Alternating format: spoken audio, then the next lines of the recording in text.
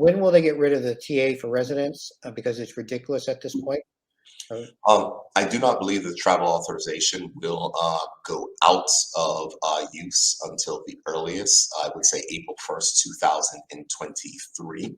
And so that is the timeline for the travel authorization. But what I can state is that I know that there are a number of concerns that people may have with the travel authorization. I know that these were discussions which were had in December of simplifying the process, enabling families to put various things together, make it simpler, and possibly even looking at transferring these particular items into an app. Those are all work streams in progress because we recognize that from a competitive perspective, we want to make Bermuda an easier place for our visitors to visit. And so from that, and wearing one of my hats as the Minister responsible for tourism, I recognize that Bermuda is not as competitive as we need to be inside the tourism space. And so the conversation discussions that are taking place are how can we look to reduce the restrictions at the border and adopt the position of living with the coronavirus. And I think that's important. So what you will see is that you will see changes to border policies that will make Bermuda more, I would say, competitive.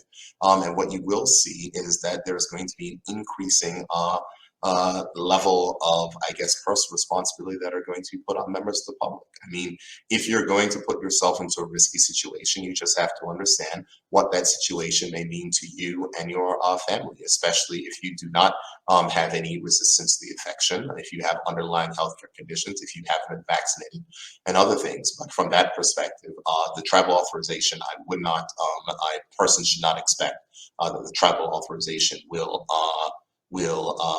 not exist until April 1st, 2023. It's not this year.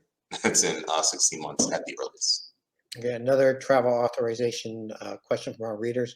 Can the TA become one form per family instead of all separate forms for separate individuals? And also, can the fee be cost of $75 at least for children and seniors?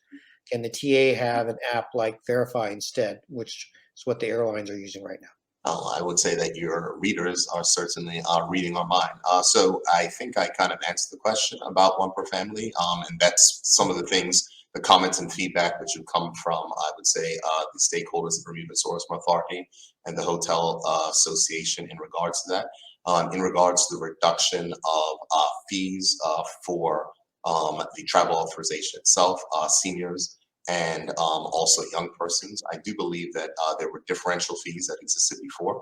I'm not sure if there is one for seniors, but I certainly think that that's certainly something that we can consider. But the government is going to be announcing by the end of the month what our strategy is going to be for the upcoming fiscal year that begins April 1st, is we have to reduce the amount of, I would say, energy, effort, time, and public money that is spent on our coronavirus response. And it's necessary for the country to adjust for the long term, because we are not going to be able to maintain this level of defenses for the foreseeable future, and recognize the coronavirus will be with us for some time.